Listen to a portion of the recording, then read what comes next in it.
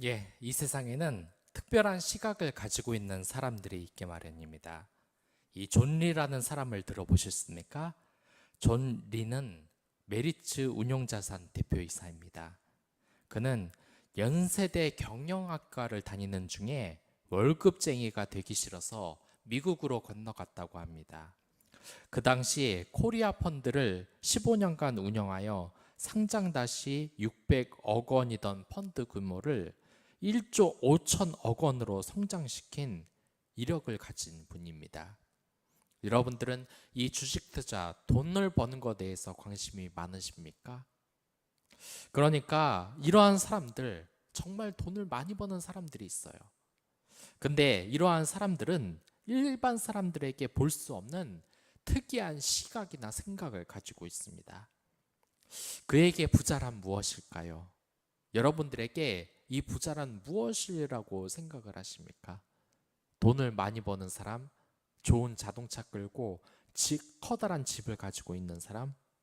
이 존리라는 사람은 부자란 돈으로부터 독립하는 것이라고 정의를 내렸습니다. 그리고 스스로가 부자라고 생각하는가에 대한 질문에 그는 이렇게 대답을 했습니다. 가능한 돈을 중요시하고 함부로 소비하지 않고 부자처럼 보이지 않게 노력합니다.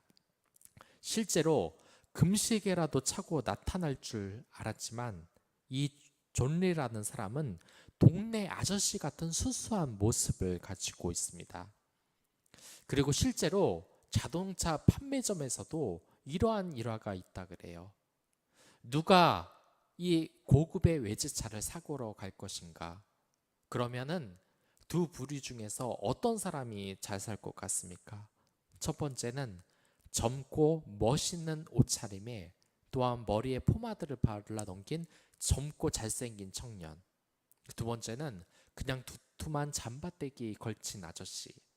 누가 고급 외제차를 살 것 같습니까?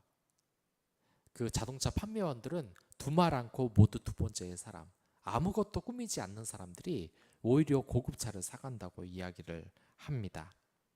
이 존리도 지금 비슷한 말을 하고 있는 거예요. 그가 부자가 될 수 없는 세 가지가 있다고 경고를 하는데 그중 첫 번째가 바로 사교육에 너무 많은 돈을 쓰기에 부자가 될 수 없다고 이야기를 했습니다. 그리고 두 번째에 자동차를 무리하게 끌고 다니면 부자가 될 수 없다고 합니다. 그러니까 흔히 말해서 내 그 경제적 사정을 고려하지 않고 너무 좋은 자동차를 끄는 사람이 그렇게 된다는 것이죠. 그리고 세 번째로 부자처럼 보이려고 하는 라이프 스타일을 가지면 부자가 될 수 없다고 이야기합니다. 수백만 원짜리 가방을 탐내거나 고급 승용차를 끌고 다니거나 아니면 비싼 롤렉스 시계, 여러 가지 메이커로 자신의 몸을 치장하는 사람들은 부자가 될 수 없다고 이야기를 하는 것입니다. 그래서 부자가 되려면 사교육에 투자하지 말고 아이를 위해 주식을 사주라고 조언을 합니다. 그리고 좋은 주식을 사기 위해서는 타이밍에 맞춰 사려고 하지 말고 지금 가격과 상관없이 10년 후에 성장할 가능성이 있는 주식을 사라고 조언을 합니다. 그리고 주식은 절대로 함부로 파는 것이 아니라고 합니다. 좋은 주식은 묵혀야 하는 것이지 그걸 빨리 파는 것은 이익을 절대로 내지 못하는 가난한 사람의 특징이라는 겁니다. 들어보면 여러분이나 저나 얼마나 이 부자들의 삶과 반대되는 삶을 살았는지 아시겠습니까? 우리와 달리 특별한 시각을 가졌습니다. 이 축구에서도 마찬가지입니다. 평범한 축구 선수는 축구공만 본다는 이야기가 있습니다. 하지만 좋은 축구 선수는 축구공이 아니라 선수도 같이 봅니다. 그것보다 더 뛰어난 축구 선수는 앞으로 이루어질 패스의 방향을 두세 수 미리 앞서 본다고 합니다. 그리고 그것보다 더 뛰어난 최고의 선수는 상대팀이 어떤 전술을 쓸지 미리 예상을 다 하고 있다고 합니다.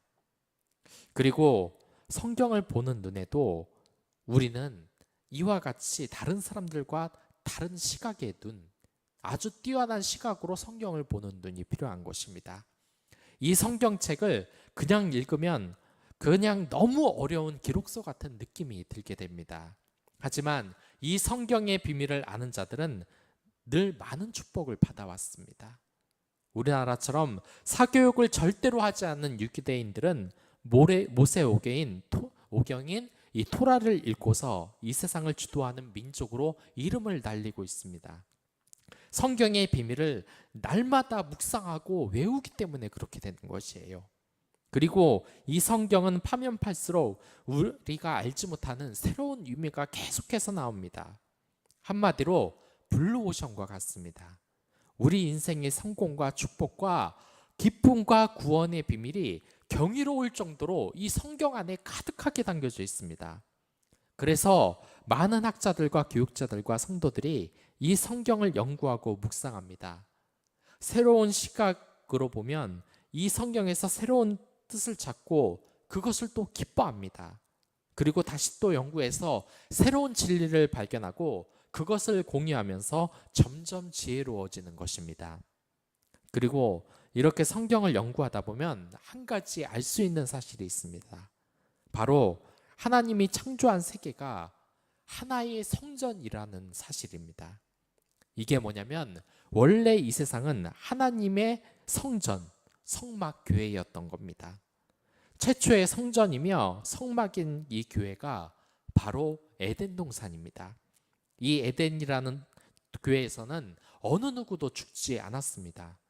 사람들도 절대 죽지 않습니다. 늙지도 않습니다. 영원한 생명을 가지고 하나님과 교제하며 사는 것입니다. 인간들도 죄에서 자유함을 얻어 사는 행복을 누리는 곳이에요. 그러나 이 에덴이라는 성전이 파괴되고 맙니다. 인간이 죄를 지었기 때문입니다.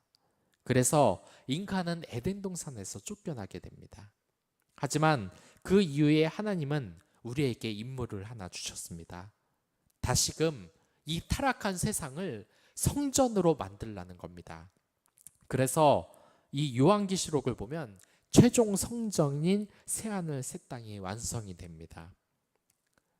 바로 에덴 동산과 같은 이 세상을 하나의 성전으로 만든 것이죠. 아무튼 이스라엘 백성들은 그렇기에 하나의 임무가 있습니다. 이 세상에 성막 공사를 하면서 이 땅을 다시 하나님의 성전으로 만들어야 하는 임무가 있는 겁니다. 그리고 그 임무는 현재 우리에게도 이어져 온 겁니다.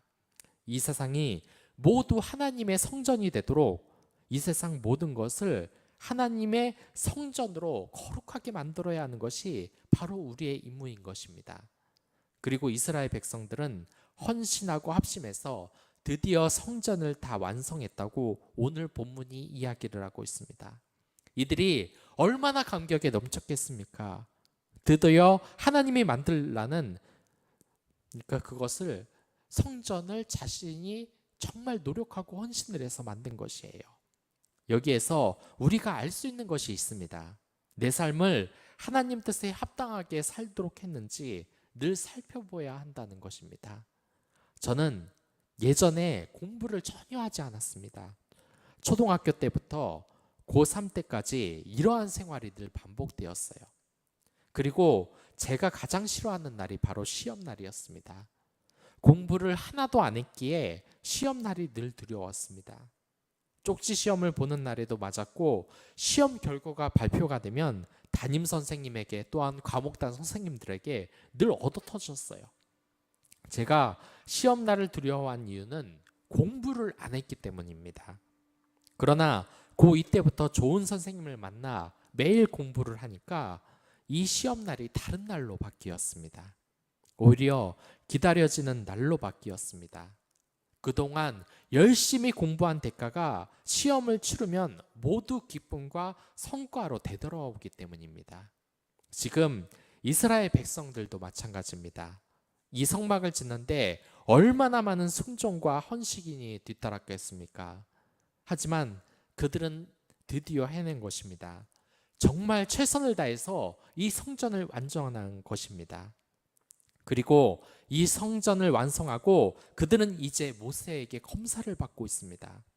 모세는 시험관이자 채점관인 셈입니다. 그리고 모세는 그들이 만든 성막을 보고 어떠한 성적을 매겼겠습니까? 다행히도 모세는 합격을 외쳤습니다. 심사위원이 오디션에서 평가를 할 때 자신의 성과와 실력에 대해서 안 좋은 말을 하면 얼마나 마음이 무너지겠습니까?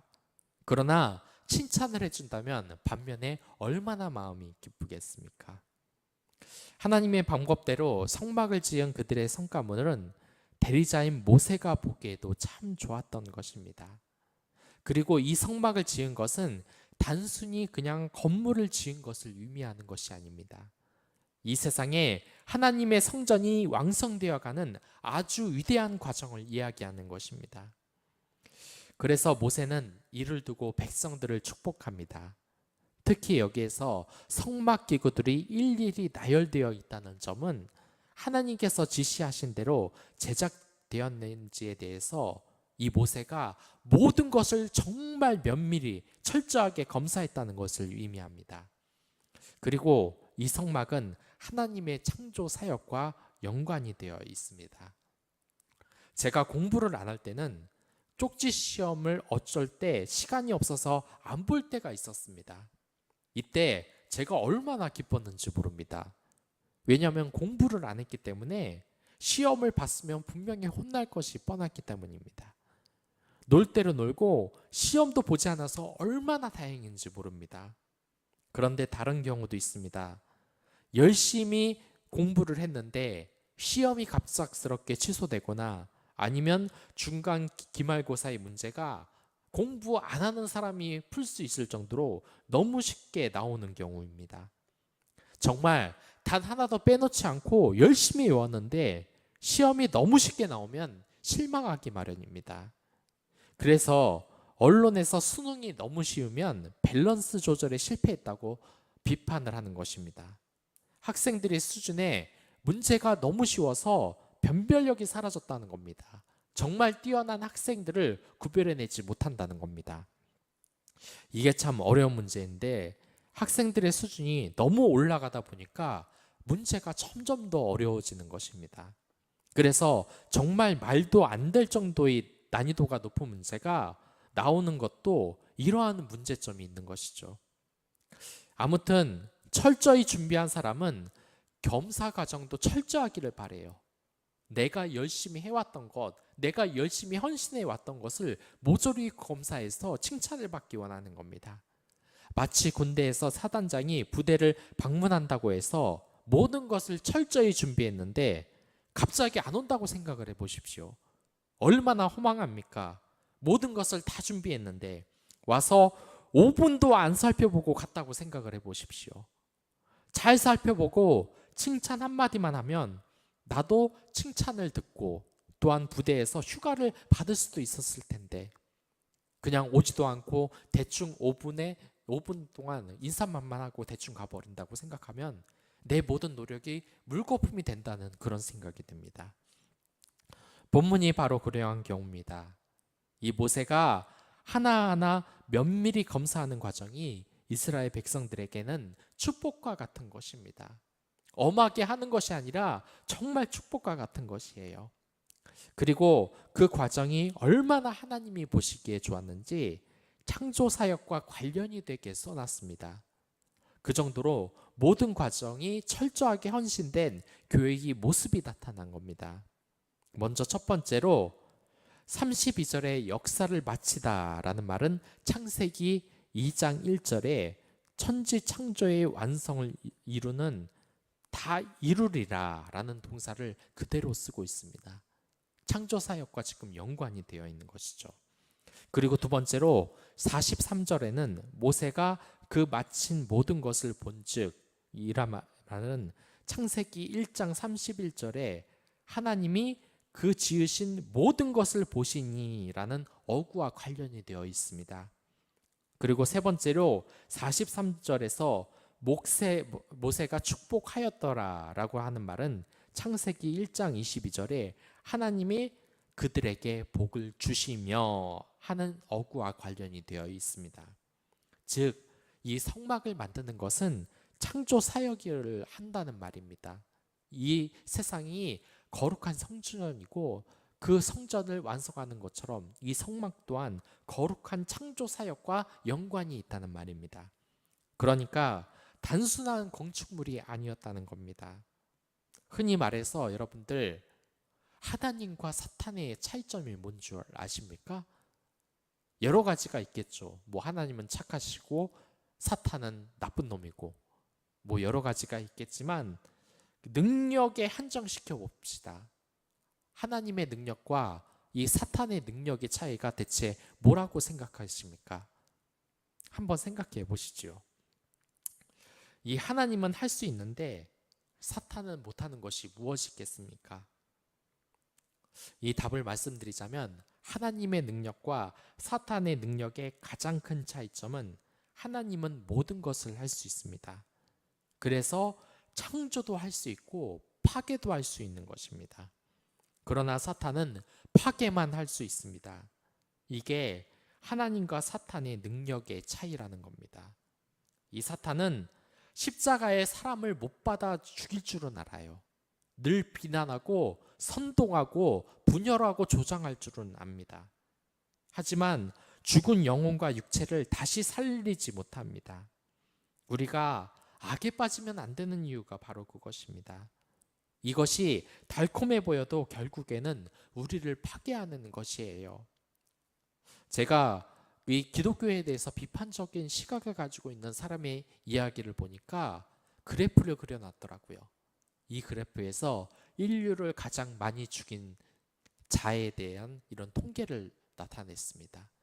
보면은 뭐 히틀러의 이름도 나오고 뭐 징기스칸의 이름도 나오고 이렇게 그래프가 나오는데 1위가 뭔지 아십니까? 바로 하나님이라는 겁니다. 하나님이 그 노아의 홍수로 인하여서 많은 사람을 죽이고 또한 이 소돔의 불구덩이로 많은 사람을 또 죽였어요. 이렇게 하나님은 잔인한 사람이다. 하나님 존재하신다면 제발 우리를 가만히 놔둬달라, 이렇게 말하는 것을 본 적이 있습니다. 하지만 이것은 대단한 착각입니다. 아까 전에도 말했지만 하나님은 창조 사역도 하고 파괴 사역도 하십니다. 특히 이 파괴 사역은 악을 파괴하는 것이죠. 그리고 여러분들, 이 세상을 한번 둘러보십시오. 하나님이 창조 사역을 더 많이 하셨습니까? 아니면 파괴 사역을 더 많이 하셨습니까? 파괴 사역을 그렇게 많이 했다면 오늘날 우리가 이렇게 축복받은 세상에서 이렇게 살고 있지 못하겠죠. 밤하늘에 별을 보면서 또한 여름밤에 강을 보면서 사랑을 속삭이지 못하겠죠. 즐겁게 뛰노는 물놀이를 하는 이 아이를 보며 미래를 그려보지 못하는 것이겠죠. 이것이 우리가 하나님이 필요한 이유입니다. 반면에 사탄은 어떻습니까? 늘 파괴의 사역을 합니다. 저기 있는 저 사람 말을 제대로 못하네, 말을 더듬네, 설교를 제대로 못 맞네, 나한테 안 맞네, 저 사람 남자인데 화장한 거 아니야? 저 사람 여자인데 너무 뚱뚱한 거 아니야? 이렇게 상처 주는 말로 다른 사람을 파괴하고 파괴하는 이 사탄의 끝이 무엇입니까? 결국 멸망입니다. 이 푸르른 하늘이 없고 뛰노는 연인들이 없고 아이들이 없고 그저 죽음만이 있는 세계인 것입니다. 여러분들, 우리가 악에 빠져 남에 대한 헌담을 하고 미운 마음을 가지고 싸우면 안 되는 이유가 바로 그러한 것입니다. 그것은 파괴 사역이고 자신을 파괴하는 것입니다. 늘 미디어에서는 정말 우려되는 것이 많아요. 너무나 잔인한 미디어들이 많아졌습니다. 상대방을 욕하면서 인기를 끄는 그런 유튜버들이 있기도 하고, 또한 잔인한 장면과 야한 장면으로 사람들의 관심을 끄는 그런 미디어 영화들이 이 세상에 난무를 해요. 그것은 우리의 파괴 본능을 자극하는 겁니다. 이것에 대해 끌릴 수는 있겠죠. 공포 영화를 보면서 좋아하고 스릴을 좋아하고, 하지만 여러분들, 그러한 것을 아예 보지 않을 수는 없겠지만 그런 것은 우리 영혼을 파괴하는 겁니다. 결코 좋은 곳으로 나아가게 하지 못해요. 하나님의 창조 사역을 여러분들 관심을 가지시기 바랍니다. 그래서 한번 물어보십시오. 오늘 하루를 살아가면서 내가 이 성막을 창조하는 사역을 하고 있나? 아니면 이 성막을 때려 부수는 사역을 하고 있나? 이 땅이 온전히 하나님의 성전으로 완성이 될 때 우리는 정말 구원을 받게 될 것입니다. 그 영광스러운 순간을 우리 모두 함께 하길 바라겠습니다. 기억하십시오. 오늘 하루를 살아가는 동안 여러분들은 창조 사역을 하시는 겁니다. 그 창조 사역의 임무를 여러분들 온전히 다하시길 바라겠습니다. 그럼 다 같이 기도하도록 하겠습니다.